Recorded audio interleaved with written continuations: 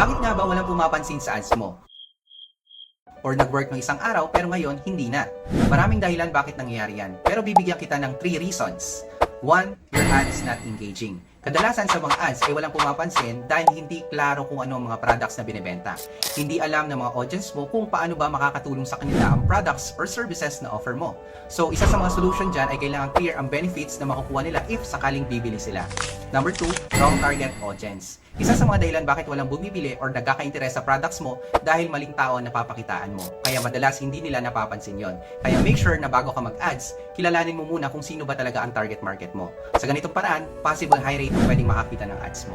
Number 3, ad fatigue. Ang ads natin ay mabilis na nagkakaroon ng ad fatigue. Ibig sabihin, mabilis mapagod ang ads mo. Super bilis na ang attention span ng tao kaya kailangan na mag-grab mo na kagad ang attention nila. So para maiwasan mo yan or makasabay ka, make sure to make your ads is engaging or gumawa ka ng bagong ad creatives mo.